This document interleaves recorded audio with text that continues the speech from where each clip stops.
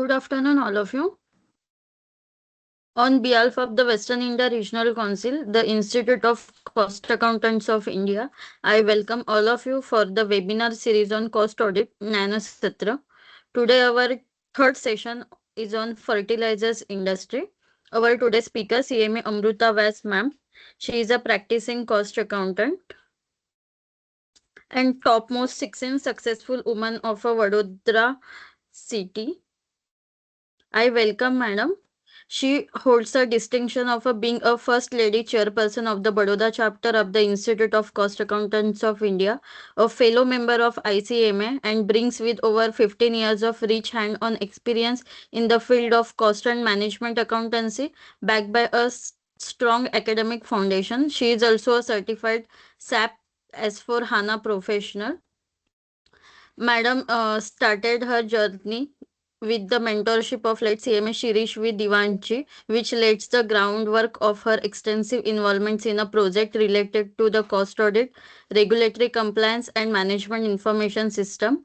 Over the years, she has played a pivotal role in shaping and streamlining cost mechanism and internal control system for organizations across the sector.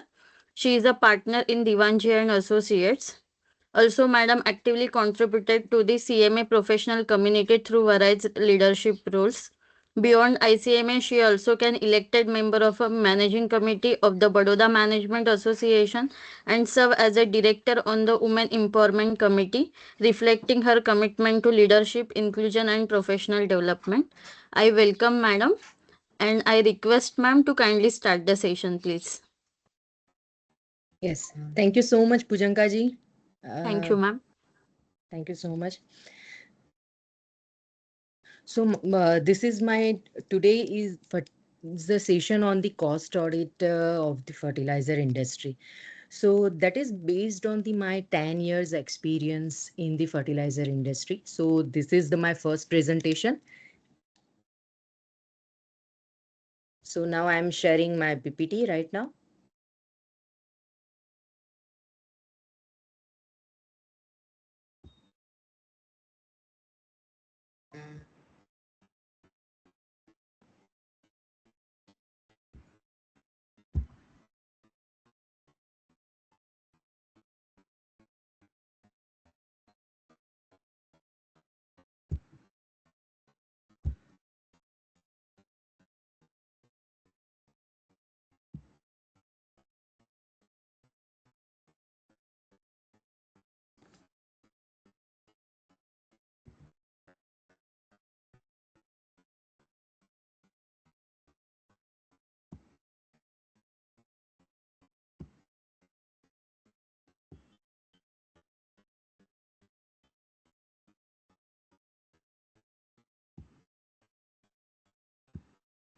Is it visible? Ma'am, it's visible. This one, PPT. Yes, ma'am. But it's blur, ma'am. There is poor network, ma'am. Now it's visible. No, ma'am. Mhm.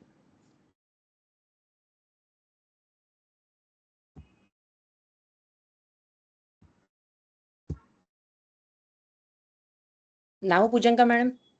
Yes, ma'am. Now visible. Okay.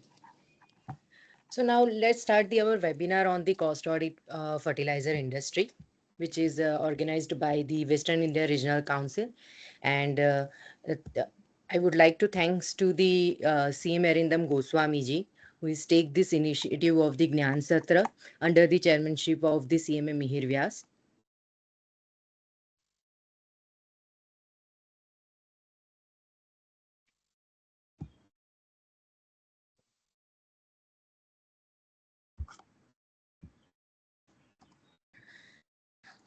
So now this is the first cost audit applicability in the fertilizer products. So under the Companies Act 2013, Companies Cost Records and Audits Rules 2014, fertilizer products fall under the regulated sector and cost audit is mandatory when defined the threshold are met. So fertilizer product covered under the cost audit, it's under the regulated sector table A. So the products are that urea, ammonium sulfate, single superphosphate, diammonium phosphate, NPK, EPS, complex fertilizers, muriate of potash when imported and processed, and any fertilizer notified under the fertilizer control order. So these all products are it's where every company engaged in the productions, processing or manufacture of the fertilizers, whether nitrogenous or phosphate and or complex like organic, inorganic and mix and includes all types of fertilizers, which is defined under the clause of the H of the section 2 of the fertilizer control order. So it's based on that manufacturing, based on that order. So next is if the company is covered under this rule 3A, is required to get its certificated only if the both the following conditions are met. So first, overall company turnover, total turnover from all products and services in the immediately preceding financial year is rupees 50 crore or more. And covered product service turnover is aggregate turnover of the specific products or services for which cost records are required under Rule 3 is rupees 25 crore or more. So if both conditions are satisfied, cost audit is mandatory. And if any one conditions is not satisfied, then cost audit is not applicable. But we can do cost records. If turnover is higher than the 25 crore, then cost records is applicable. So important notes is that the separate cost sheets must be prepared for each fertilizer product as per the CRA rules. Cost audit report CRA 3 is submitted by the cost auditor and form CRA 4 is filed by the company with MCA within 30 days of receiving the CRA 3 report. And fertilizer sector is considered regulated due to the subsidy mechanism. MBAs and urea, that is the urea is for the pricing policy.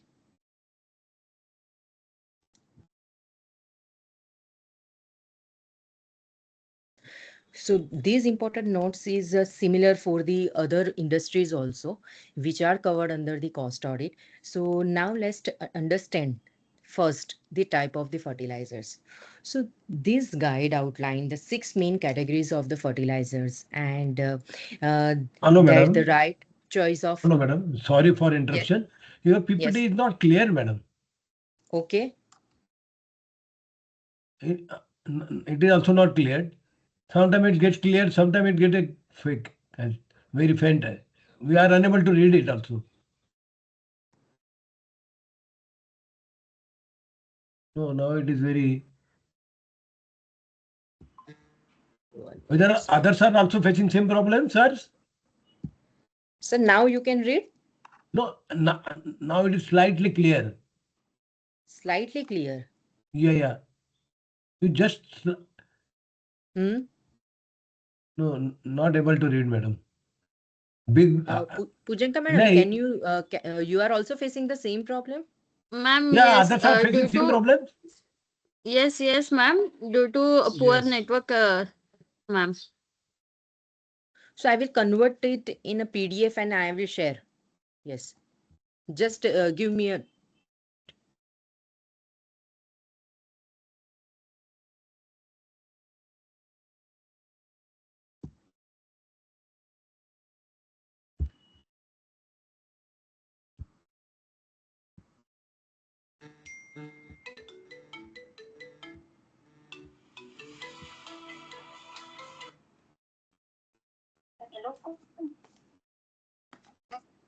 hello. Huh?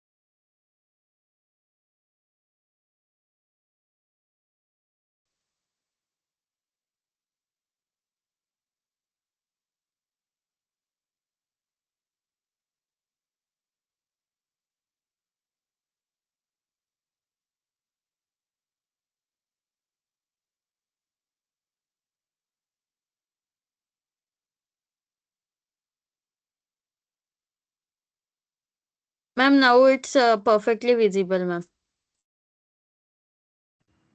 Okay, Poojanka madam. Yes. Okay, ma'am.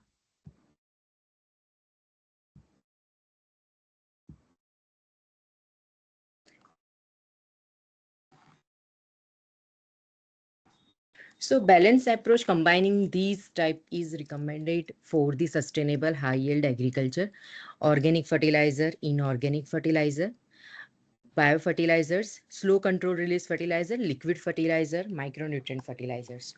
So these are the 6 types of the fertilizers. So first, let's see the organic fertilizer. Organic fertilizer are made from the natural sources such as plants, animals, or minerals. They not only supply nutrients but also improve soil structure and microbial activities.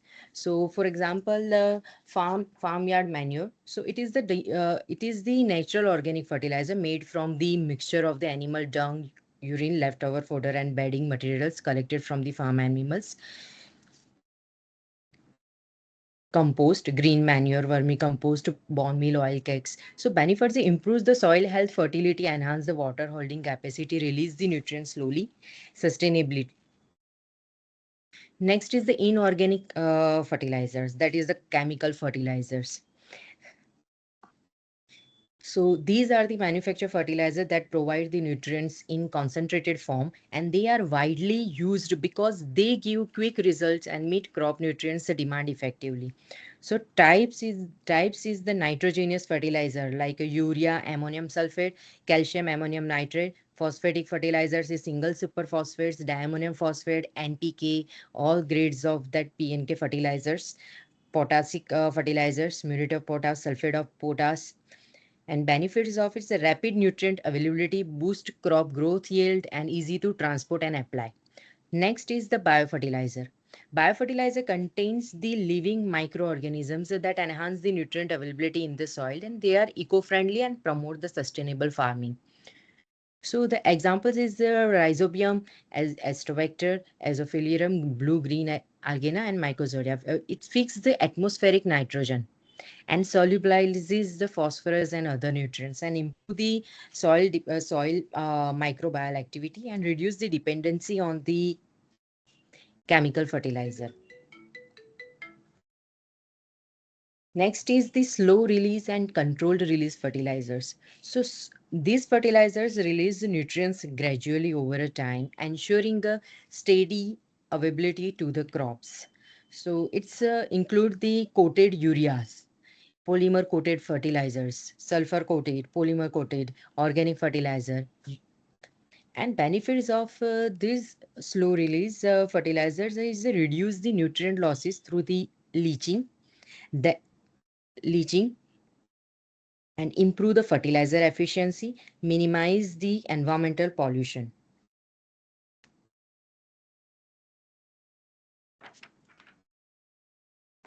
So reduce the nutrient losses through leaching means preventing plant nutrients from the being washed down into the soil by water and lost below the root zone.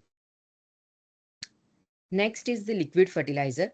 So liquid fertilizer are applied directly to the soil and sprayed on leaves for the quick absorptions. So for example, liquid urea, micronutrient solutions, for foliar sprays, and even we can include in it like a water soluble fertilizers, which also we can add in 5 liters of waters and we spray in the on the plants. So benefits of this liquid fertilizer is quick corrections of the nutrient deficiency, easy to apply with the irrigations and suitable for high value crops. Last is the micronutrient fertilizer. So micronutrient fertilizers is crops needs a small amount of micronutrients, but deficiencies can severely affect the growth. And micronutrient fertilizers supply essential trace elements. So for example, zinc sulfate, borax, ferrous sulfate, copper sulfate. So benefit is prevents the slunted growth, chlorosis, and improves the crop quality and productivity.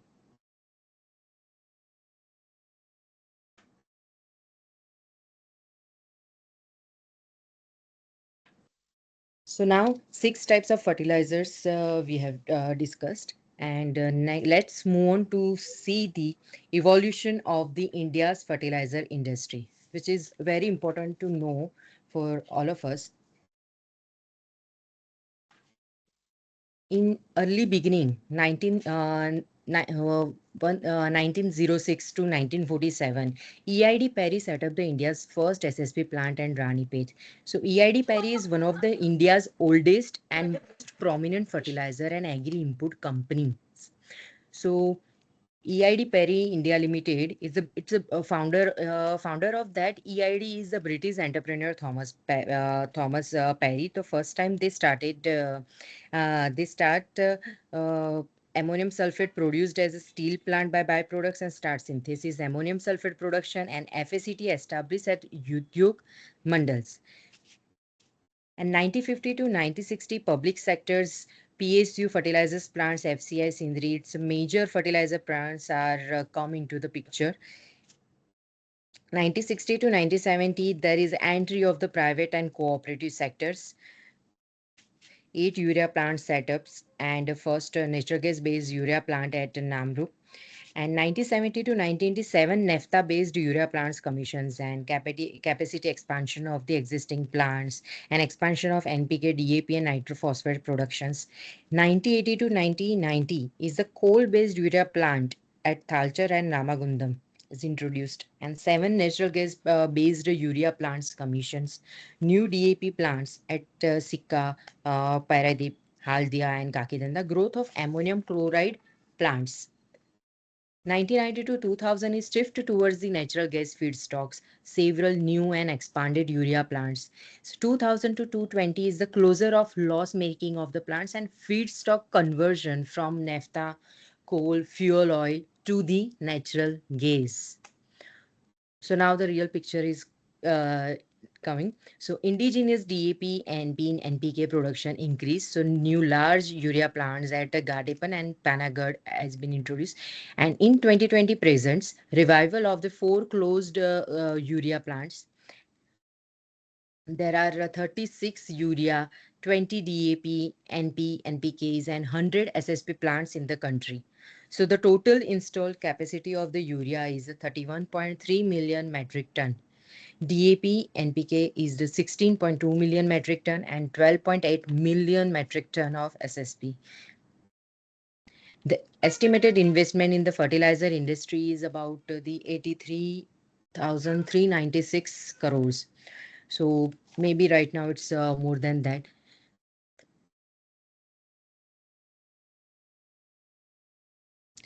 So fertilizers to the India's agriculture and economy.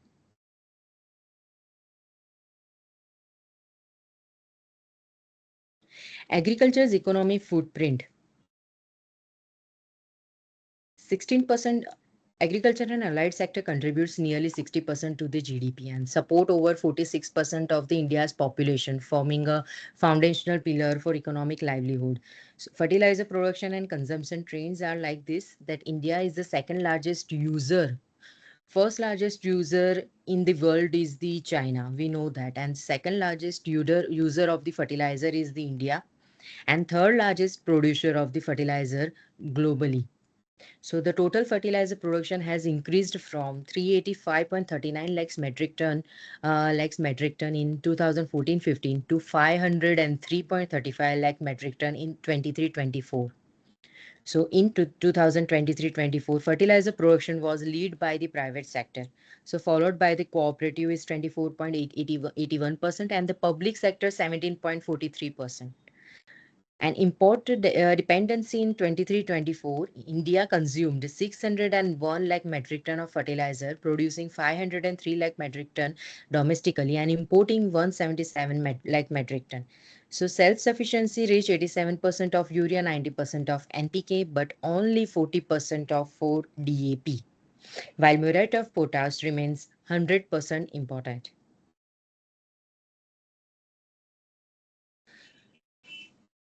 So Indian fertilizer sector evolving towards the sustainability and selflessness. So when India fertilizer sector started moving towards the sustainability and self reliance, so there is a early focus on balance fertilization.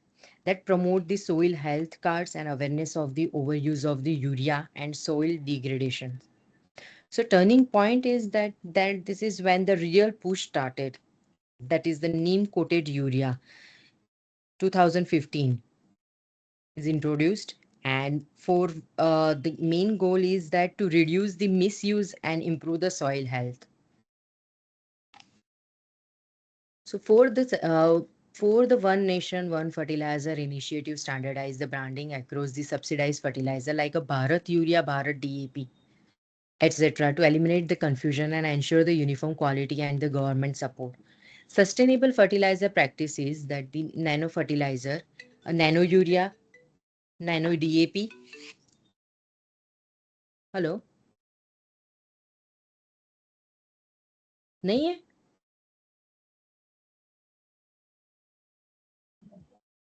बराबर है? अच्छा. हम्म.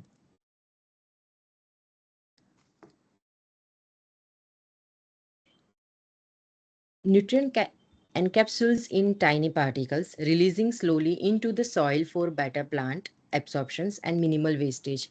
Neem coated urea improves the nitrogen efficiency, requiring less than 10% less urea to achieve the comparable result, which is minimizing losses and enhancing the soil health. PM Pranam scheme encourages reduce the chemical fertilizer use and promoting the organic alternatives with the state incentives linked to performance. Biofertilizer soil health card schemes is also there to emphasize the balanced nutrient input and tailored soil management through the diagnostics and farmer guidance. So there is a technological and digital infrastructure that government has introduced, that the integrated fertilizer management system IFMS. Whoever is working doing the cost audit of the fertilizer industry, they must aware about this system, that how much this they are running their whole the procurement and their invoicing and their all the systems that is enables the real time of the fertilizer movement from the productions to the retailer. So IFMS is the digital platform that manages all the financial activities of a government or organization in one place, that improving the efficiency and the transparency.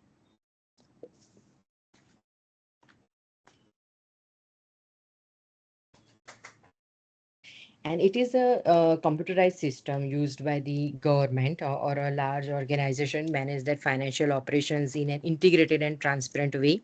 Main function of the IFMS is the for the online bill processing, payments and receipts, payroll management, treasury and accounting, and real-time financial reportings.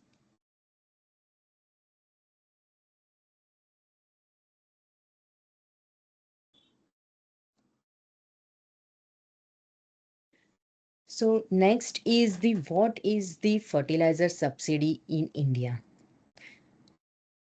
Fertilizer subsidy in India is the financial support provided by the government to keep the fertilizer prices affordable for the farmers. So this subsidy covers the difference between the cost of production, import, and the price at which the fertilizers are sold to the farmers, ensuring the lower cost for them and promoting the balanced nutrient application. The government provides this subsidy directly to the manufacturers and importers, and direct benefit transfer systems links subsidy release to actual sales made to the farmers via the other authentications. So how it works, the price difference, the government pays the difference to the fertilizer company between the cost of productions or cost of import and the maximum retail price at which the product is sold to the farmers. Two main schemes is there, that the subsidies are primarily provided through the two schemes, a fixed subsidy for urea and a nutrient based subsidy NBS for the other phosphate and potash, means the PNK fertilizers. There is another one is the another one thing is the DBT system, the direct benefit transfer. Is a system is in a place where 100% subsidy is released to the companies based on the actual sales Farmers' purchases are recorded through point of sales devices at retail shops, which are linked to the government's e-Warak portal, requiring Aadhaar and Kishan credit card authentications. So it is the system which the government of India sends money, subsidies, or benefits directly into the bank account of the beneficiaries. So in that case, DBT is used in fertilizers. DBT does not mean a money goes to the farmer's bank account. The subsidy goes to the fertilizer companies after the retailer sells the fertilizers to a farmer. Sales is verified using the other authentication POS machines, and this ensures the correct tracking of the fertilizers usage, no diversion or black marketing.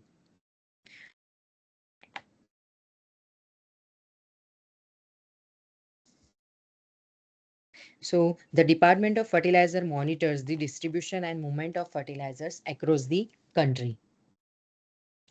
So these are the logos of the top fertilizer companies in India. That is the RCF, IFCO, that is NFL, and the total revenue of the top 10 fertilizer companies in India. First is the IFCO is the leading. Next is the Coromandel International Limited, National Fertilizer Limited, Rashtriya Chemical Fertilizers Limited, Chambal Fertilizers, Tata, Deepak Fertilizers, GSFC, GNFC, and Zero Agrochemicals Limited. So after understanding the applicability in the cost audit, the types of the fertilizers, and the subsidy relating to the subsidy, understanding of the fertilizer, whole the evolutions of the fertilizers industry, let's understand the process of the fertilizer products. So first, we understand the urea manufacturing process. Urea manufacturing process. Urea is basically made from the two basic raw material, that is the ammonia and the carbon dioxide. So both are made in the same plant. So to make ammonia is made from the combining the nitrogen, which is taken from the air, hydrogen that is taken from the natural gas.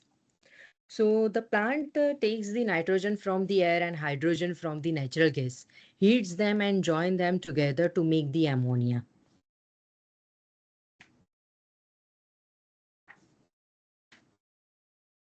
When hydrogen is made from the natural gas, carbon dioxide is automatically produced. This CO2 is captured and used for making the urea. Now ammonia make the urea solutions. So now ammonia and CO2 are mixed at higher pressure, and the temperature they react and first form ammonium carbonate, and then it convert into the urea solutions.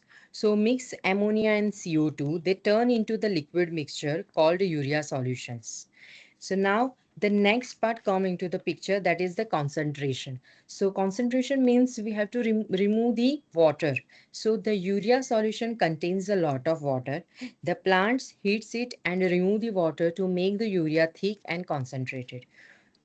So water is taken out, so urea becomes the stronger.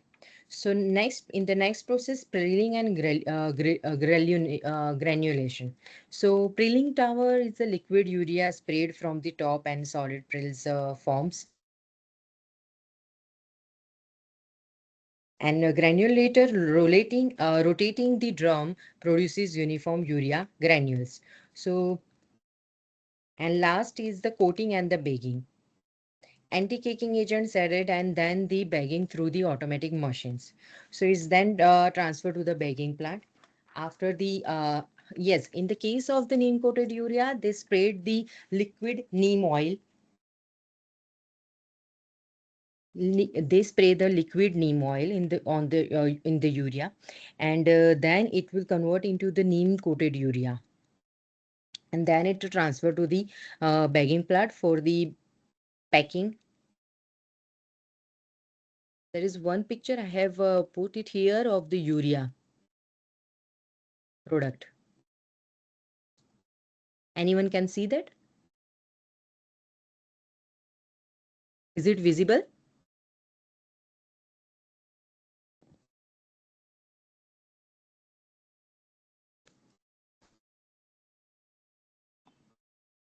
Not Is so it clear, visible? ma'am.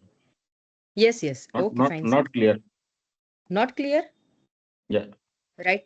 This next picture, next screen, sir. same. Not clear. Oh,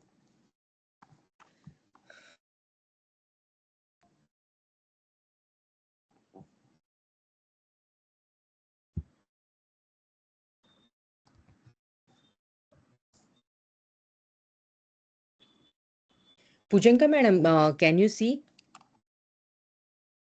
the presentation?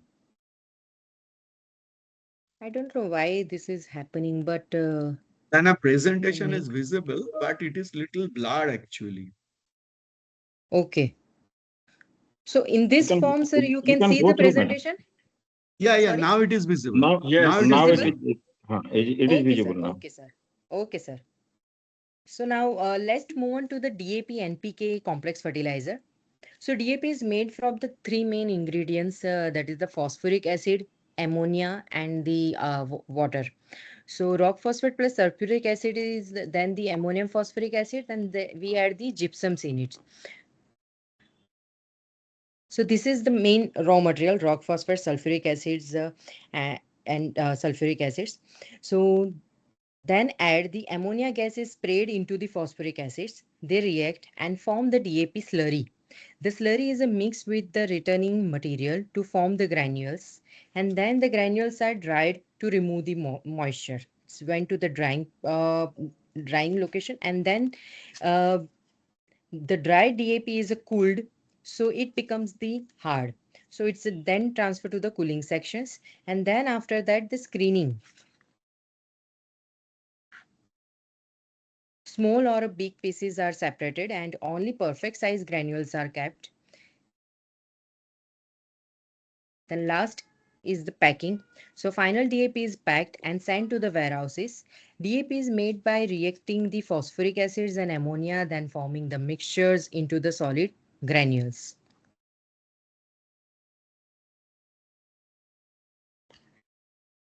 Next is the procedure of the NPK. That is the complex fertilizer manufacturing. NPK contains the nitrogen, phosphorus, and potassiums in various ratios, like a 10, 26, 26, 20, 20, 0. So these are the all kind of grades of maybe around 28 or 30 grades of the NPK, and it is made by combining the ammonium phosphoric acid, nitric acid, MOP, and other raw materials. So liquid phosphoric acids plus ammonia, then add the potash and feelers are mixed, and this form the slurry, and this slurry is rotated in the granule to form the round particles. So potash is added either in a slurry form or directly in a granulators. Then granules are then the drying sections. Then it shifted to the cooling section. Then coating is applied to avoid the caking lumps. And then it shifted to the screening sections, so that granules of a correct size are separated. And then it's a packing sections. So So there is a difference between the DAP and NPK, that the DAP is made from the we know that the raw materials, but the product type is the DAP is only a P-rich fertilizer, and the NPK is a balanced of the N, P, and K fertilizers. Now the next is the process of the single superphosphate manufacturing. So SSP is made from the two main material, rock phosphate ground finally, and it mixed with the sulfuric acid. The reaction of these two materials produces the single superphosphate, which contains 16% P2O5 and the gypsum.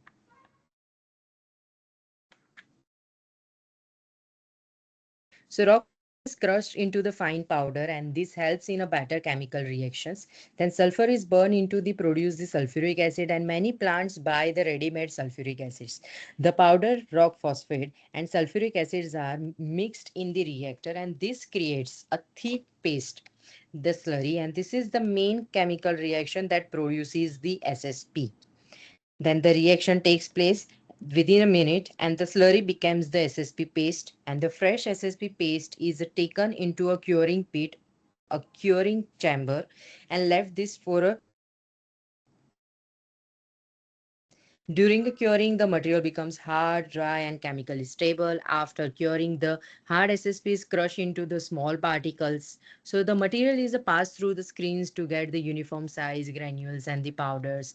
And after the correct size and the finished SSP is packed in bags and sent to the warehouses for the farmers. So very simple in the one line. We can say that SSP is made by reacting rock phosphate with sulfuric acids and curing it and crushing it into the small pieces and packing. Next and the last is the MOP, muriate of potash processing. That is the first is the mining. MOP is made from the potash ores mines from the ground, usually as a potassium chloride. And the ore is a crushed into the small pieces and then ground into the fine powder. For separation, impurities like a clay, salt, and other minerals are removed using the method like a flotations or screening. Then the crystallizations, the purified potassium chloride is then crystallized to form a pure KCI crystal.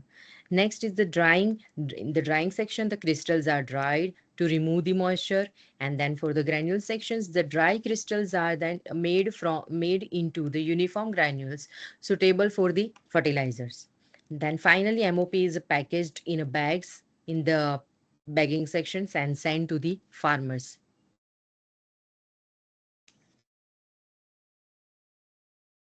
So we have seen the manufacturing procedure of the urea, DAP, NPK, SSP, and MOP. So now let's move on to the utilities which is required in fertilizer plants. So utilities are the major cost element in the fertilizer industry. The rule requires the proper measurement, costing, and allocation of utilities to each cost centers like ammonia, urea, acid plants, bagging plant, utilities plant, etc. So first we see the power. So power we power the company must maintain the records for the power purchased, generated intentionally, and power consumed by each plant or cost centers. Second is the steam generated if by the company, then the company it must maintain the proper records of the quality of the steam raised, steam consumed in each plant, cost of the steam, water supply, processed water, cool water, boiler feed, and demineralized water, service water. Fourth is the fuel and natural gas, feedstock for the urea, fuel for boiler, heater, and power generation. Fifth is instrument and plant air. Instrument air is used for the dry, oil-free, and for control valves. Plant air is used for the cleaning, bag filters, pneumatic systems. Sixth is the cooling systems. So cooling towers, circulating cooling water pumps and heat exchangers. Next is the refrigeration system for ammonia synthesis loop condensation. And next is the inert gas system, nitrogen for purging, blanket, effluent and waste management. Effluent treatment plants, sewage treatment plants, plant and solid waste handling. Next is the firefighting and safety, hydrants, sprinklers, alarms, and gas detections. So here the next is the storage and dispatch facilities. Raw material storage, phosphate, rock, sulfur, ammonia, potash, stored in silos and refrigerated tanks. Tanks are therefore specifically for the urea. Second, finished product storage. So granule fertilizers, DAP, NPK, urea, MOP, APS, AS, can bulk storage domes. There is a silos and large warehouses. Third is the liquid chemical storage. So there will be a phosphoric acid tanks, sulfuric acid tank with corrosion resistant lining. So these are the for raw material, finished goods, and liquid chemicals, the storage facilities in the fertilizer industry. Next is the handling and transfer system. There is a belt conveyor, bucket elevators, screw conveyors, dispatch facilities, packing units, automatic bagging machines, 25 kg, 45 kg or 50 kg of the urea or any fertilizer products. Jumbo bags is a 1 metric ton filling stations, logistics, truck loaded bays, railway sidings, wagons, bulk loading systems, quality and safety, so moisture monitoring, anti-caking agents during the storage, chemical safety systems are there also.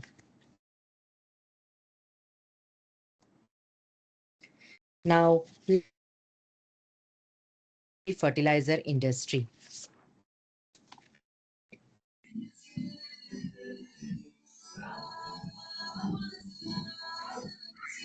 So first is the production utility cost centers. Ammonia plant, urea plant, NPK complex fertilizer plant, phosphoric acid plant, sulfuric acid plant, bagging and packaging plant, bagging machine, conveyance, weighing and stitchings. If these finished products are there, then we have to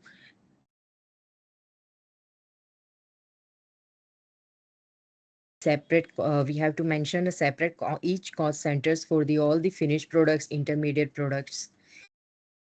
Next is the utility cost centers is the captive power plant, DG sets, water treatment plant, demineralized water plant, effluent treatment plant, steam generation boiler houses. So these are the all the utilities cost centers. Production, first production, then the utility cost center. Next is the B is the service cost center.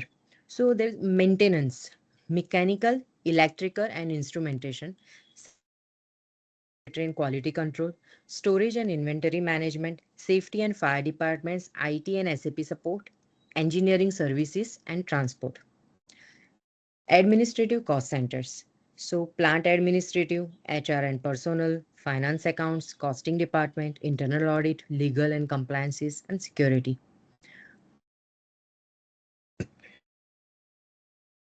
So these are the major cost centers I have covered in this for the production and utility cost centers, service cost centers and administrative cost centers. Next is the selling centers.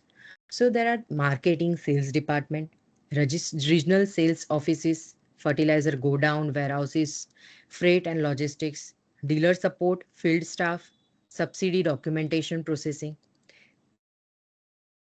This 6 is covered in the selling and distribution cost center.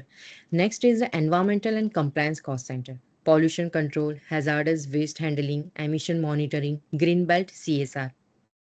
And next is the project development cost centers. Capital project department, R&D, process improvement, turnaround, shutdown cost centers. And next is the any optional cost center based on the specific plant, that the molten sulfur handling, carbon dioxide recovery plant, railway siding operations, port handling for imported raw materials.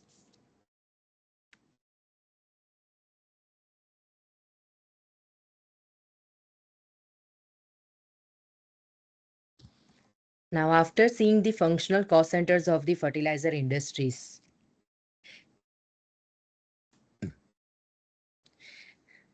let's see the cost accounting records rules for the specific fertilizer industry. So first cost accounting record rules is in the year of 1993. Second one is fertilizer cost accounting record rules fertilizer industry is was in the 2011, and third one is the company's cost records and audit rules 2014, which we are following right now for all the industries.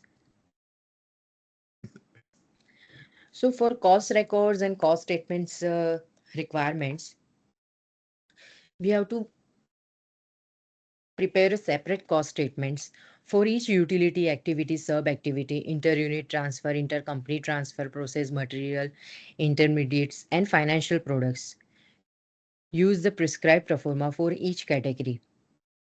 Second one is the job work and loan license processing. When material are processed by an outside agency, prepare a separate cost statement in the prescribed format. Show the job processing charges separately. Next, third is the domestic versus export production. Prepare a separate pro forma for the quantity produced for domestic sale, quantity produced for export sale. Show the export related expenses and export incentives clearly in the export pro forma.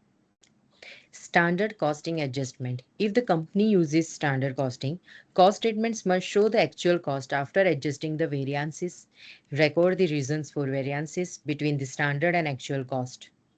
Fifth is the joint products. When joint products are sold without the further processing, provide details of the quantitative sold, cost of sales, average sales realizations, etc. If the further processed, prepare the separate cost statements and disclose the basis of apportionment of the cost among the joint products. For the byproducts, scrap, rejects, indicate the basis of valuations of the byproducts, scrap, and rejections. Credit such a value to the main process and main product cost. Seventh is the yield reporting. Show the yield percentage for each main output relative to the main inputs. 8 is the supplementary cost sheets. So attach the supplementary sheets showing the actual input rates, especially where the quantitatives are used for non-fertilizer, non-agriculture purposes. Rates differ from normal consumption. Ninth is the reconciliation with the financial statement. We reconcile all the items of the cost, income, expenses in the pro forma with the company's financial accounts. Materiality principles is that the items of a cost in the pro forma are indicative, includes the items based on materiality and relevance for the product. Now let's see the prescribed format of the cost accounting records of the fertilizer industry.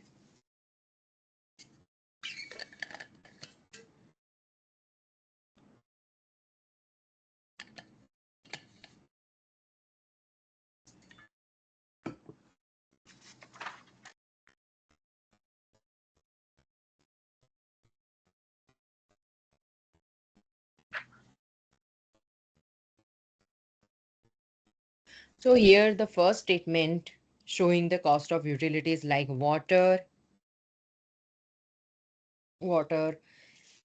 power, all the utilities like water, power, steam, compressed air, DM water, cooling tower, chill.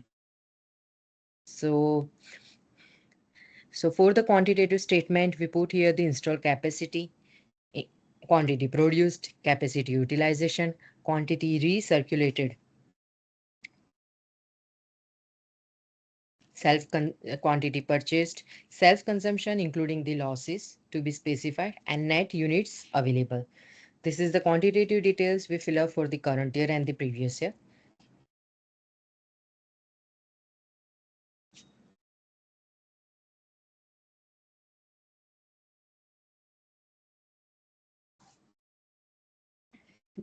For cost information, material consumed, indigenous, imported, self-manufactured, processed material, chemicals, and any utilities like to produce the for the manufacturing process of the power. We used there is a use of the uh,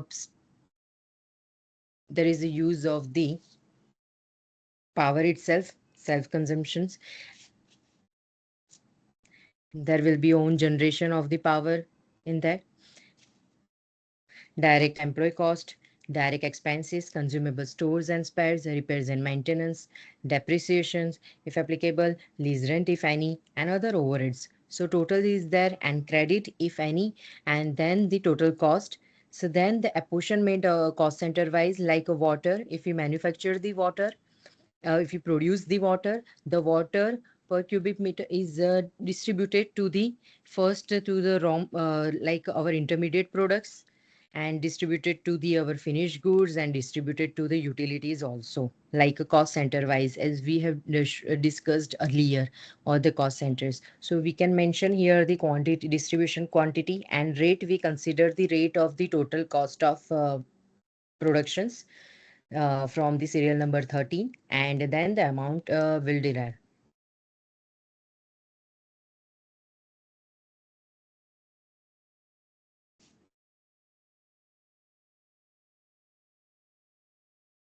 Madam?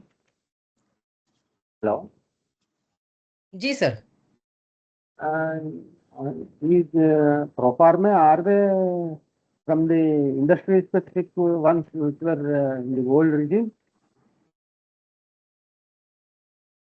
No, sir. This is the utility pro forma, which is common for all the manufacturing industry. I thought these are from the industry specific cost accounting record rules from the old regime. Yes, yes, sir. So first I am discussing about the utility cost sheet. Then I move forward to the main cost of production, cost of sales.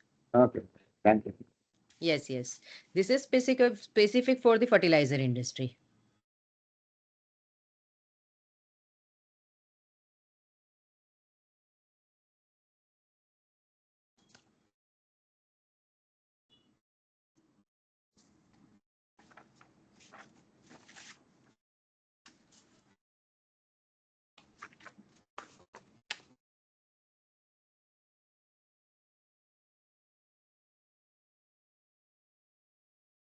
Showing the cost of production, cost of sales of the fertilizer products. So first quantity information, as we know, we fill up the quantity information for all the other the manufacturing industry. That first is the installed capacity of the product. If the capacity enhanced during the year, that we have put it here. Then next is the actual productions, self manufacture, third party on job work or a loan license basis, if any.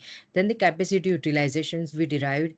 Then major outputs and byproducts, if there, then we specify it on here. Yield percentage, output divided by the input. Then quantity used for the captive consumptions. If we produce the ammonia, that ammonia is used as a captively consumed in the urea. So that quantity we have shown it here for the that this product ammonia is used in the urea. So that quantity used for captive consumption, we shown it here. Then the quantity transferred for the domestic sale, if there is an export sale in that case, and any others. The opening stock of finished goods and the closing stock of finished goods.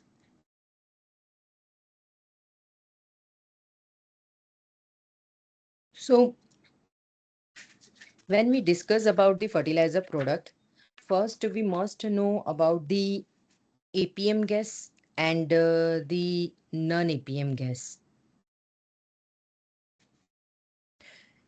APM gas is the administered price mechanism gas. Price is fixed, controlled by the government of India. Mainly supplied to the priority sectors like fertilizers, specific for the urea plant. Usually cheaper because government regulates the prices and ensures the essential sector get a gas at affordable rate. So APM gas is the government controlled cheaper gas, which is used in the manufacturing process of the urea, and which is basically used as a synthesis gas in the synthesis gas, and that synthesis gas is used in the production process of the ammonia, and that ammonia is used in the urea. And the non-APM gas. So non-APM gas mean the market price gas. APM gas is the administered price mechanism gas, and non-APM gas is a market price gas. So price is not controlled by the government. Non-APM price is not controlled by the government. That price decided by the market forces, producers and contracts supplied to the industrial, commercial and non-priority sectors, usually more expensive than the APM gas. So non-APM gas is market price gas and it's costlier. You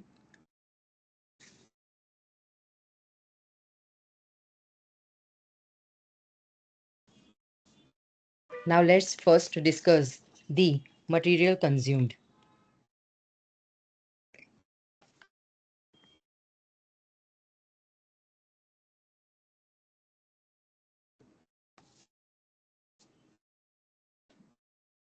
So record for the direct materials. Maintain the separate records for the receipts, issues and balances, quantity and cost. Track imported versus the indigenous material separately. For imported items, record full details the FOB price, freight, insurance, and custom duty. So the basis of costing is must to be documented and followed consistently. Any concession or subsidy on material must be recorded and adjusted in that case. Process material and chemicals. So we have to maintain the records for the process material, chemicals, catalyst, tower packing, services, etc. Catalyst life more than one financial year. Allocate cost appropriately.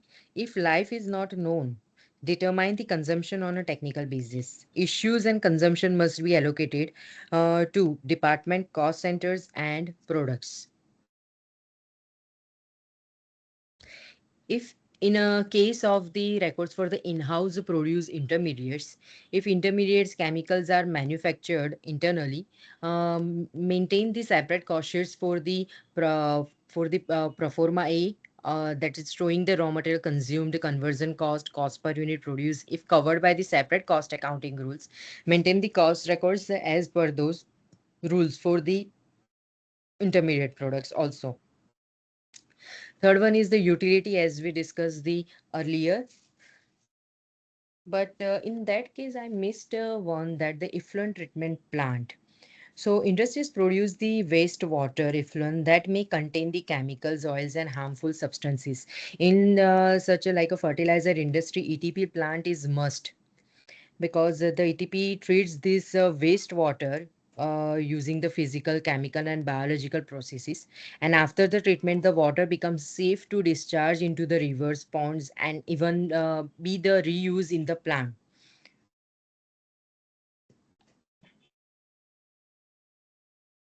So apart from the power, water, DM water, steam, cooling tower, and that ETP, also the important in the utilities. Next one is the direct employee cost,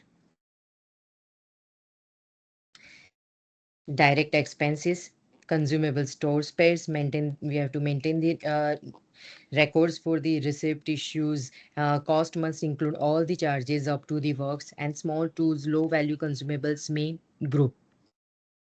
Quality controlled repairs and maintenance, building, plant and machinery, other, and quality control expenses. Next is the research and development, ninth, and technical know-how or a royalty, if any, depreciations or amortizations. Then the other production overheads, and total is the total cost of productions is here before the WIP. Then after adding the opening stock in process and lays the closing stock in process and lays the credit recoveries, like for wastage or any byproduct is incurred from the process of the manufacturing process, then that we have to give the credit here. So we have to maintain the records for the byproduct quantity and cost of all recovered items. For byproducts, so if the byproduct is sold without the further processing, show the sales realization and adjust to the process cost. If the byproducts requires the further processing, if the byproduct requires further processing, that we have to maintain the cost of further processings and adjust the net realizations to the process cost.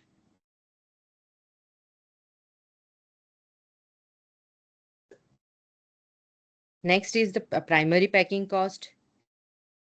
In the fertilizer industry, the primary packing cost is equally important, because there is a so many costs. Bagging plants are there in the big industries. Bagging plants are there. They have their separate machineries. Sieving machines are there are so many assets are there. So relating to that, depreciations, repairs and maintenance, employee cost is included in the material packing material cost. That overheads are absorbed in the packing primary packing cost.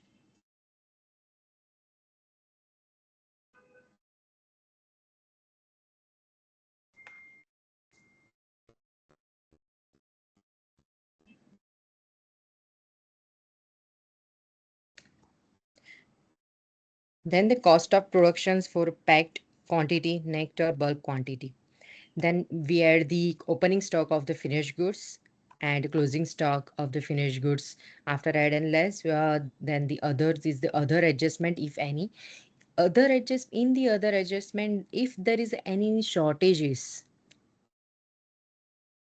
in the fertilizer industry, is there any shortages of the quantity, we put it here in the other adjustment, and we net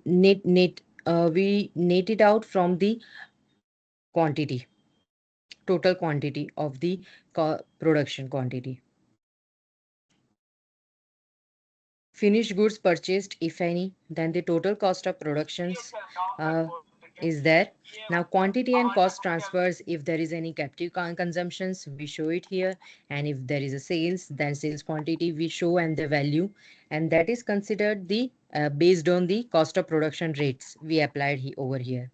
Then there is admin overhead, secondary packing cost, selling and distributions overhead, and interest and finance charges. Now this is the main portion of the costs of the fertilizer product.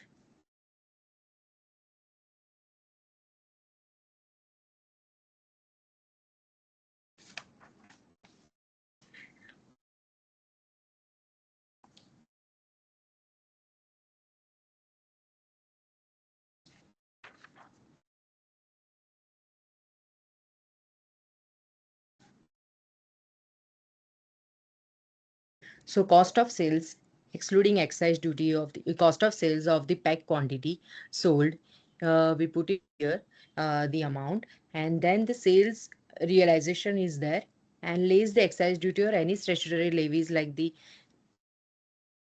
GST or any we can show it here.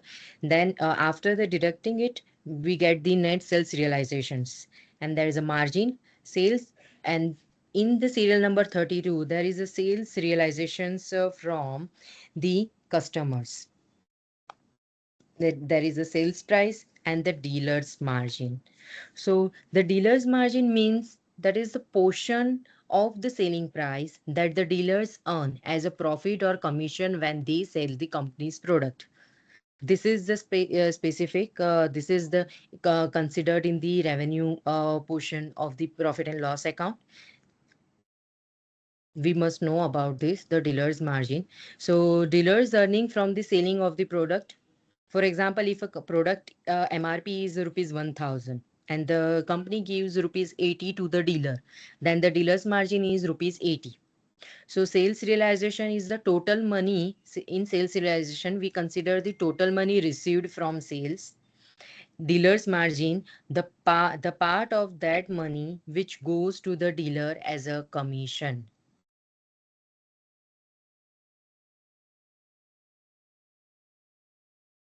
And next, the third serial number 33 is also important. That is the retention price as a fixed by the government.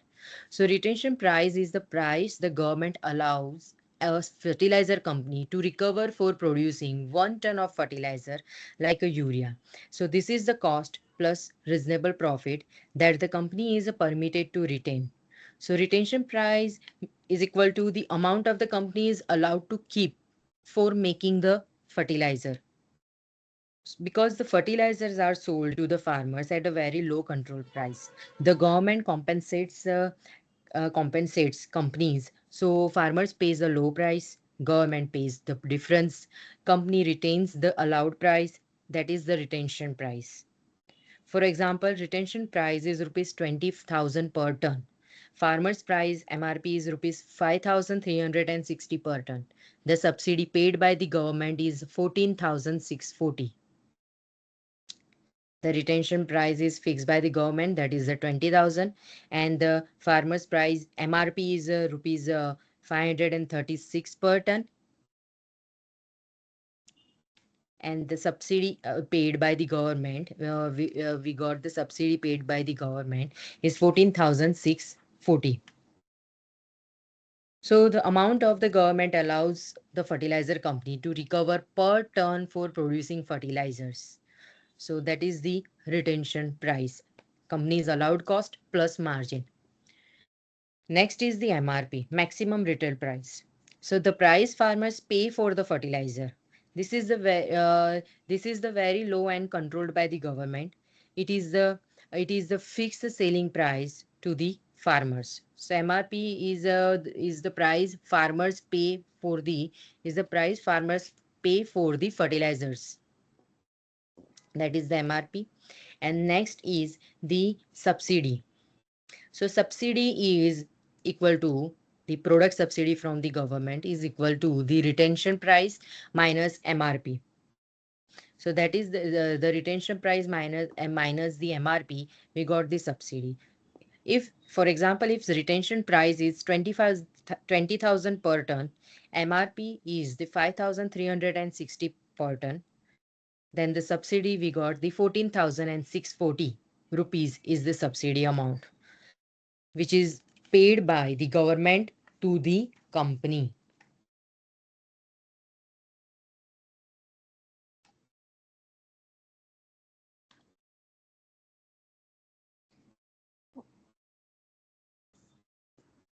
Next is the freight or any other reimbursement.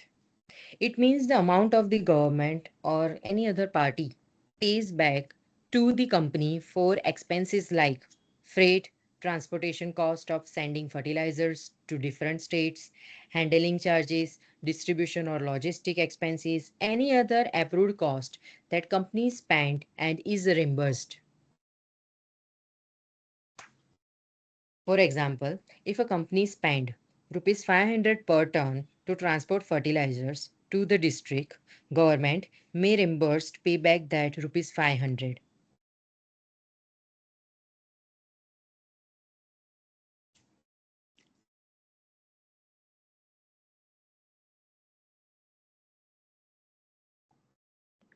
So there will be also a two type of freight in the fertilizer industry, that the primary freight and the secondary freight. So primary freight, this is the transport cost from the factory to the port to the main district warehouses.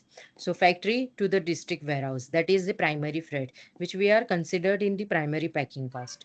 The second one is the secondary freight, that is this the transport cost from the district warehouse to the dealer point. District warehouse to the dealer shop. So that is the secondary freight. Government also reimburse this, but usually based on the actual distance norms set by the Department of Fertilizers. Primary freight, government reimburses this to the fertilizer companies, and for the secondary freight is usually based on the actual distance norms set by the Department of Fertilizers. So though this total we got the total realizations, serial number 33 plus 34 retention price plus subsidy plus freight, that is the our total realizations. So total realizations lays the sales realization from the customers. So we got the margin of the fertilizer product. I hope everyone understand this main format of the fertilizer product cost statement.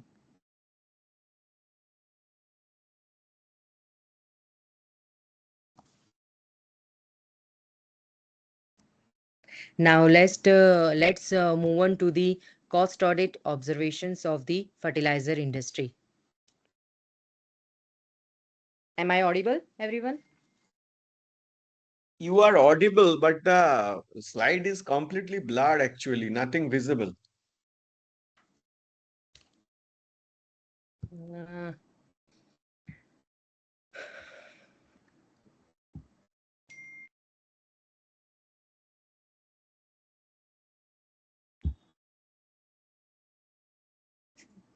now, sir? Not yet. Not yet. Not yet? No, no, no.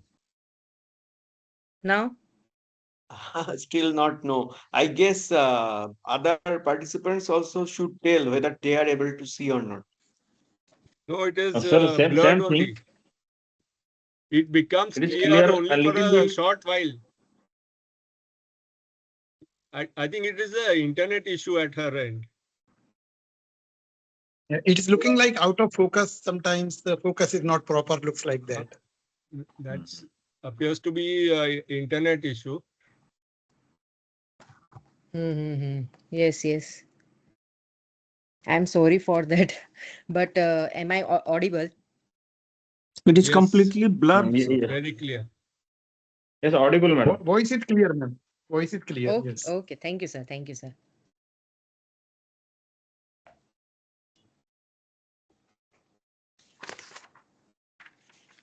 So for the cost audit observations in the fertilizer industry, first is we see the production and process inefficiencies. We can see the higher than the standard norms consumptions of raw materials such as ammonia, phosphoric acid, sulfuric acid, rock phosphate in the finished goods of the urea, ammonium sulfate, diammonium phosphates, etc. We can also look after the energy norms deviations. Excess consumption of natural gas, steam, electricity compared to the standard norms notified under the fertilizer controlled order. So sometimes what has happened when we raise the observations like this, that your standard norms is higher than the actual consumptions, that time we told the management that you have to look after this and reviewed the standard norms. So management may investigate the reasons for the excess material consumptions and take the corrective actions to align the actual usage with standard norms, and they improve the material efficiencies.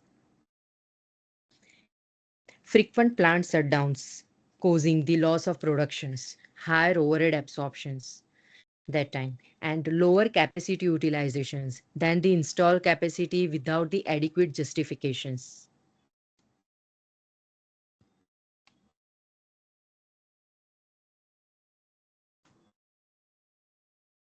Second is the inventory and material management issues.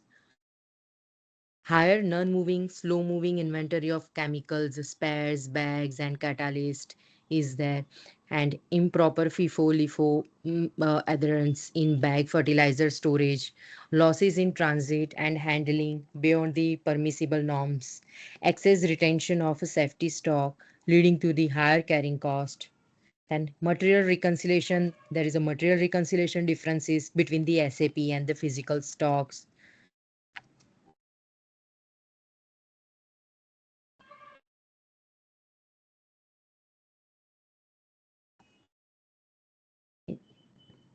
For inventory, in our case, we always verified their physical stock verification certificates. We always reviewed it and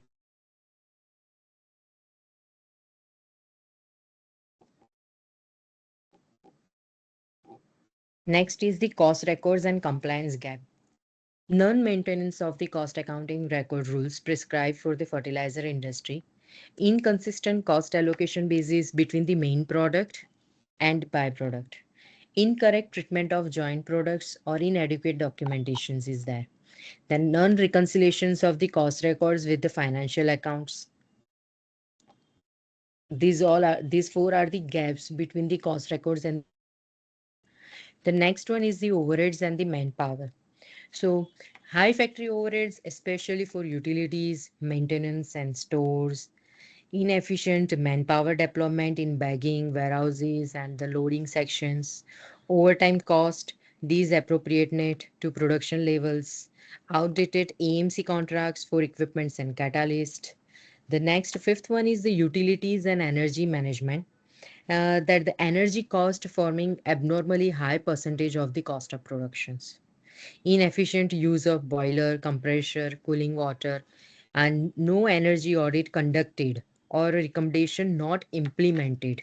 In that case also we put this observation. Losses, there will be a losses due to the poor steam traps, condensate recovery system inefficiencies. That is also important. Next is the subsidiary and compliance with the government norms, that the incorrect subsidy claim filling or delay in the reporting as per the Department of Fertilizer norms. There will be a mismatch in the nutrient content versus the FCO standards. Overstatement, understatement of retention price, subsidy due to the cost allocation errors, inadequate documentations for the DBT compliances. So these are the subsidy and compliance related the observations area.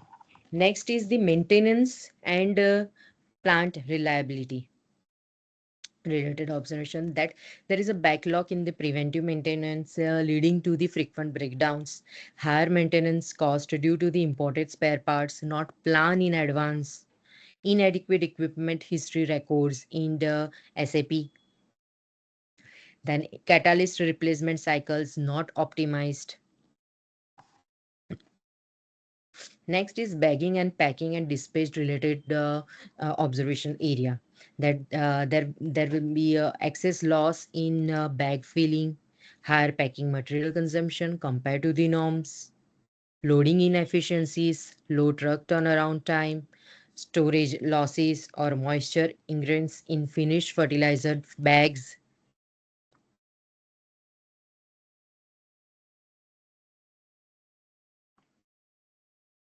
Next is the environment and safety waste handling related our related observation points. Non-compliance with the pollution control norms. Is there any inefficient utilization of gypsum, sludge, and other byproducts? Excess flare losses in ammonia and urea plants. Poor handling of the hazardous chemicals leading to the higher compliance cost. And the financial impact and variance analysis. We can do the we always do the for the all the companies the variance analysis, raw material price variance analysis, yield variance, energy cost variance, packing cost variance.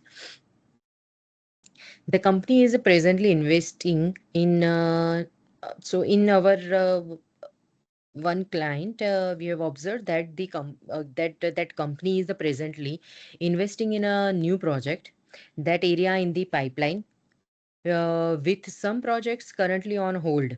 So management is expected to conduct the regular reviews of the new project process and critically assess the projects that are on hold, especially those at risk of overrun. So we can also review the overrun projects of the clients also. So here I put one another one observations that of our client, that in the plant one we have observed that there was a production loss of quantity 18,000 metric ton over a period of 217 days due to the dispatch limitation. They have a dispatch limitation, so they didn't they stopped their production process. So on the flip side, the company has capitalized 400 metric ton per day, same plant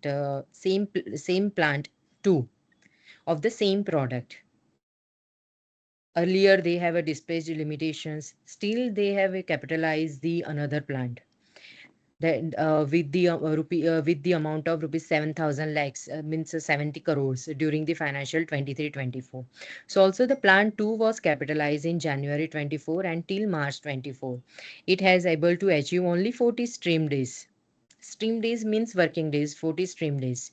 So also while observing the data of quarter one of for the financial year 24-25, we will assume that the plant will remain underutilized for whole year for the financial year 24-25. If it's underutilized, then the some portions of that their overheads are we transfer to the non-cost. Definitely. So they gave the reasons that our observations is that, then they give the reasons. Audit is gives the response that there is a limitation of the product storage in silo, as it is a common for the two products, storage constraint and dispatch constraints. Limitations of bagging of a product from silo, as at a time only one product bagging can be done from the silo storage and constrain the dispatch constraint. So limitation of a filled bags storage constraint is there, and limitation of dispatch facility is also there. So there are so many limitations of the relating to the dispatch. Still, they have capitalized the another plant of the same product, and they are facing the same problem from the earlier. So we gave them the recommendation that that they have to conduct a detailed market analysis to better anticipate the demand fluctuations and adjust the production schedules accordingly, and perform a cost benefit analysis to evaluate the impact of the capitalized project on overall production and financial performance. So ensure that the investment align with the company's strategic goals and market positions.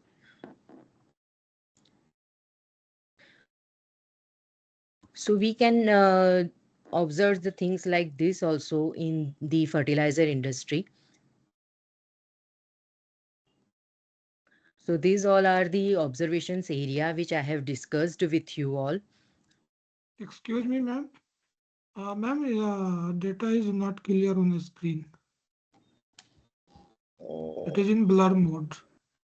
Now you can see, sir? No, ma'am. Now something it is better, but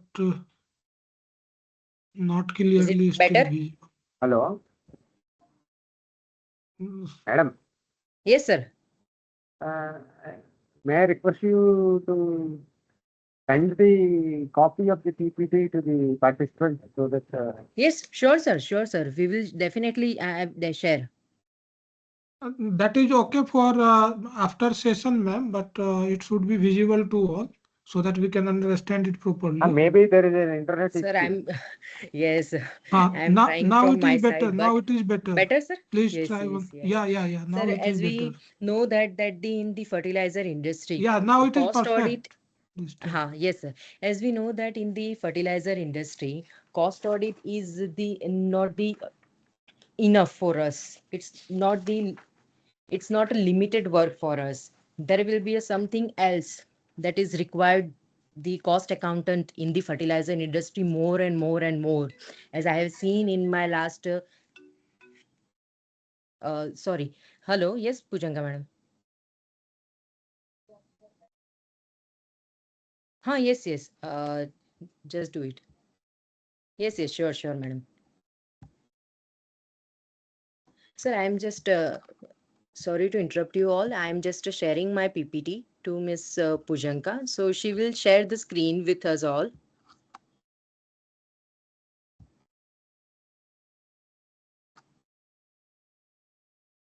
I have shared my mail ID in the chat box. Because my mail ID may not be readily available with the region.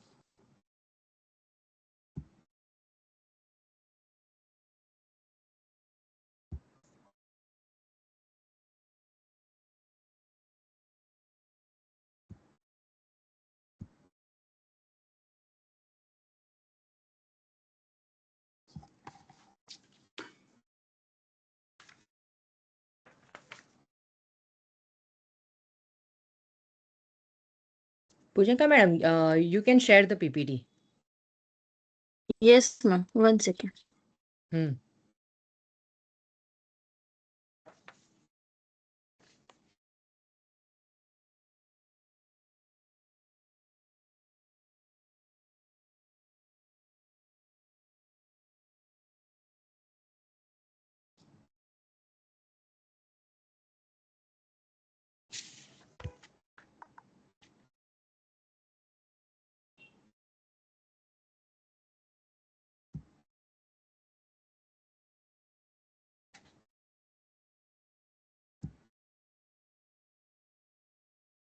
Ma'am, slide number, Yes. please.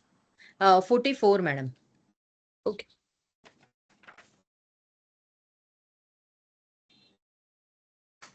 It's visible, ma'am, now.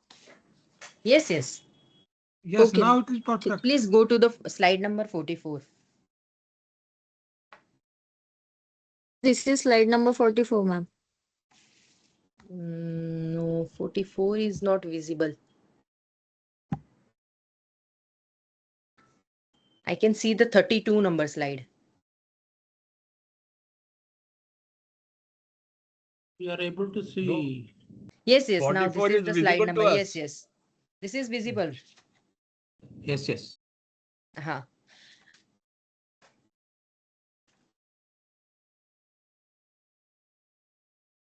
So जैसे कि मैंने पहले बताया था कि as a cost accountant, as a cost auditor, cost audit is not a one area in the fertilizer industry. There are huge opportunities are there. So as this is as we can do. So in fertilizer industry, we can do the audit of the monthly gas pool certifications. Second is the quarterly escalation claim audit. Third, annual escalation claim audit. Fourth is the annual cost data certification of the fertilizer industry, which all these data are there after our certification, they submitted to the Department of Fertilizer. So apart from these all certification, the main certificate is the NBS, nutrient based subsidy. Our honorable finance minister in its budget speech of 2009 announced for introduction of nutrients based subsidy policy for phosphatic, potassic and fertilizers with the objective of ensuring the nation's food security, improving agriculture productivity and ensuring the balanced application of the fertilizer. So for this, the government has introduced the nutrients-based subsidy policy, whichever from the 1st April of the 2010 for all the PNK fertilizers, which is applicable all the PNK fertilizers. But now the cost auditor came into picture when it's compulsory submission of the cost audit report in the NBS policy submission time, that the Government of India, under the power of the Essential Commodities Act 1959, the Fertilizer Control Order 1985, has issued the detailed guideline for the assessing the reasonableness of the MRPs of PNK fertilizer under the nutrient-based subsidy policy, which has been implemented since 1st April 2010. And this new guideline for evaluation of reasonableness of MRP is uh, is notified at the time of the 18th January of the 2024, and it's effective from the 1st April 2023. The guideline is effective from the 1st April 2023. In that, the GST is excluded in evaluating the reasonableness of the MRP. They allowed the profit margin different. So now I am discussing the NBS policy. Earlier we understand the cost records maintenance of the fertilizer industry relating to the specific cost sheets format. Then the other formats, other annexures are the same as per the cost accounting record rules of the 2014. Right? So now what I think that the NBS policy is required to discuss with you all.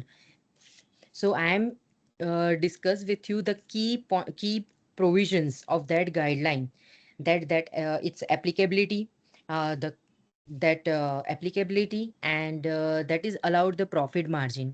Different profit percentage permitted based on the company categories is there, and there is a basis of MRP evaluation is there, that the basis of MRP cost elements they considered, which includes the cost of production, import, administrative overheads, selling and distribution overheads, net interest and finance charges. Cost to be excluded, that which is not allowed in the cost statement, is there. Please next slide.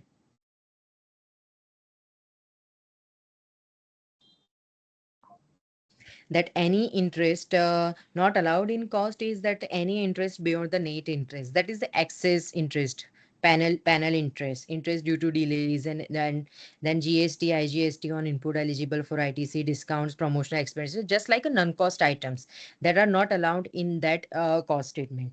And then next is the segment-wise evolutions. Reasonability of MRP will be evaluated on segment basis for all the subsidized P&K grade together, separately for each category, that is the integrated manufacturer, manufactured, and importer. So companies must show the P&K fertilizer as a separate segment in audited accounts. There is a dealer's margin also allowed, that DAP and MOP 2% of the MRP's dealer's margin is allowed, and other NBS grade, they allowed the 4% of the MRP.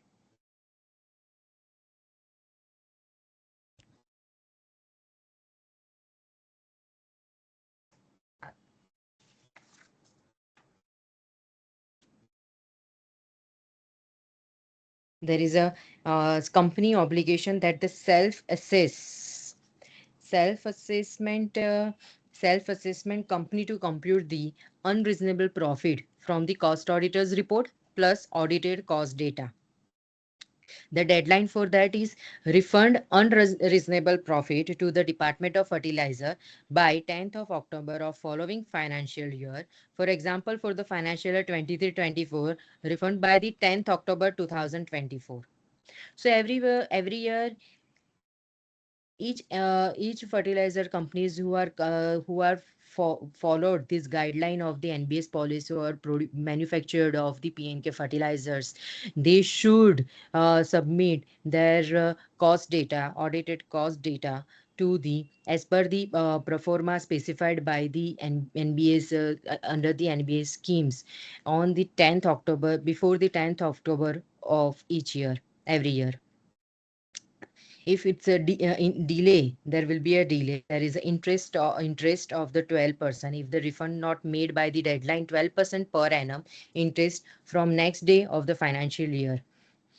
Submission deadline is that the cost auditor's report plus audited cost data must be submitted in online module by 10th October each year. Audit committee is also requirement in this case also. All NBS companies except very small SSP and PDM units must have an audit committee as per the Companies Act to review the cost data before the board approval. Everyone, this is not for the cost audit. This is annual cost data for specifically for the NBS policy, NBS guideline, that we have to follow it, and we have to also approve that report in the audit committee after the submission of the cost audit report. Because there is, if documents not submitted by 10th October, then the subsidy payments will be a stop, penalty of rupees 1,000 per day from the 11th October onwards. There is also examinations by the Department of Fertilizers is also there, that the DOF and FICC to complete the evaluations, they evaluate that data by 20th February for each previous year, and DOF will place a report on unreasonable profit recovered before the IMC. So from the reporting requirement, please go to the next slide. Cost auditors must confirm the compliance with all NBS policy guidelines. No subsidized fertilizers used as inputs, no profit on self-manufactured intermediate, subsidy claims match NBS notification, production import figures in IFMS and cost sheets is equal to cost sheets. Imported goods documents submitted in IFMS within 7 days of bill of the entry. Accuracy of IMMS data, plant expansion, new setup, plant capacity utilization, raw material consumption details. We must follow all the checklists for reporting purpose. DOF and FICC examination. If the DOF assessments differs, then company gets the 14 days to reply. FICC examines DOF takes a final decision in 7 days. If no reply, assume that it's accepted. recovery made with a 12% of interest. If recovery mechanism is that if recovery unreasonable profit, so if it is a profit is not a refunded will be recovery from the future subsidy is included interest. It's recovered from the future subsidy. If further is there any disputes, then this guidelines in the legal jurisdictions courts in the New Delhi.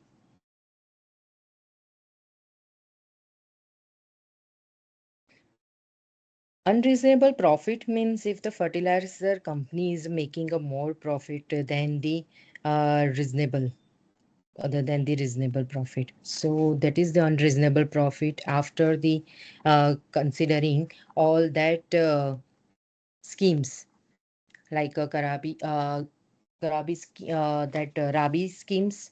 Recently, they have issued the for the nutrient-based subsidy rates for the specifically Rabi fertilizers for Rabi 25-26 on the 29th of October of 2025. Everyone can see on the website of the DOF, and they can follow that NBS rate for the Rabi of 25-26 seasons in that cost sheets preparations and considered that rate.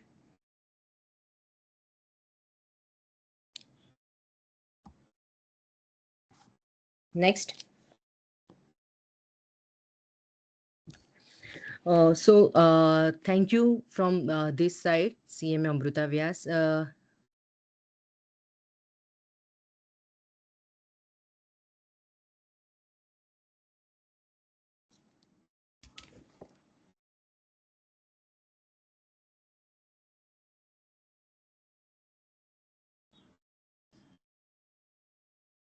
Hello. Pujanka madam, Hello. I conclude this session. Hello. Hello. Hello. Yes, sir. Yes, Good sir. evening, You are madam. audible, sir. Yes, sir. Just we were discussing about reasonable profit to be earned, correct? Sorry, sir. Just we were discussing reasonable profit. Unreasonable profit will be recovered from companies, correct? No, sir. The unreasonable NBS. profit, they are not recovered. They are recovered from the subsidy of the Yeah, company. correct, Yes. correct. What you are saying is absolutely correct. Yes, they But adjusted how? at the time of the subsidy payment. But how? Government is recovered it. What are the criteria they are deciding it is unreasonable? Because depending upon company's operation, management, procurement policy, Yes, sir. some Yes, sir. company may Definitely. earn more Sir, profit, some company earn yes, less yes. profit. Sir, if you see the, yes, sir. For NBS policy, if you see the rules of the guidelines of the NBS policy, there is a deal, they specified the margin percentage. 10%, 12%. If our margin is more than that, then that is the unreasonable profit. But people will Product wise, they have manipulate specified the it. margin, sir. Companies are so much clever that they can manage it by. So that's why I'm asking how government will decide it is reasonable, unreasonable. Once they have decided 10% margin is allowed, I will ensure that while presenting my data that I should get back not more than 10%.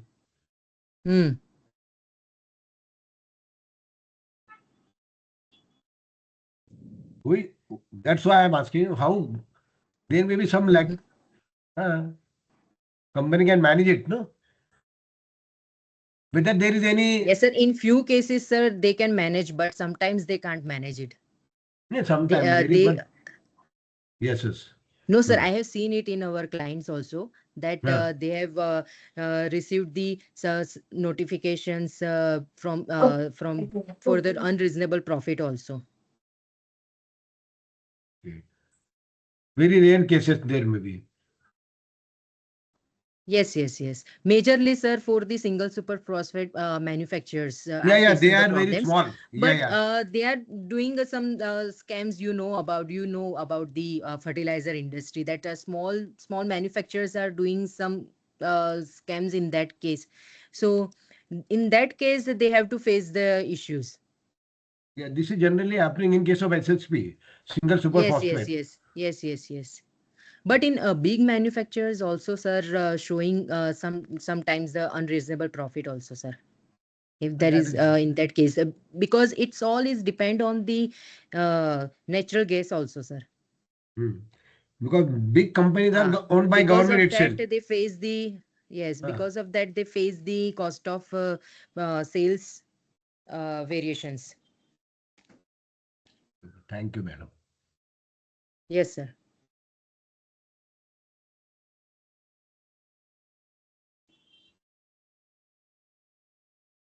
Any other questions?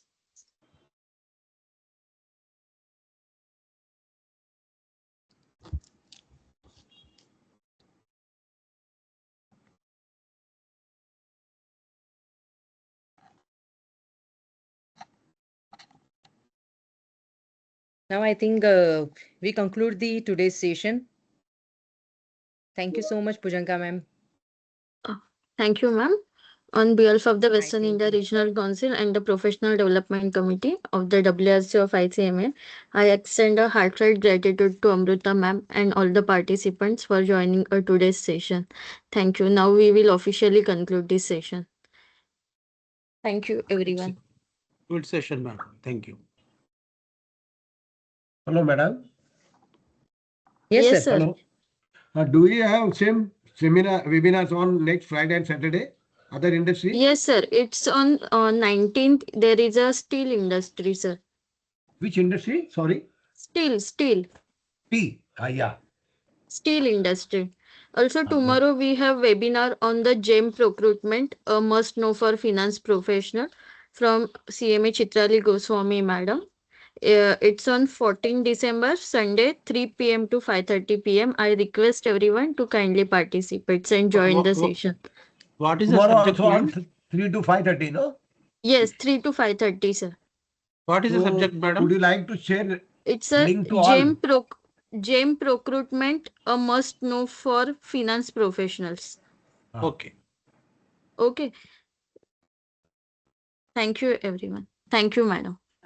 Yes, thank you. Thank you.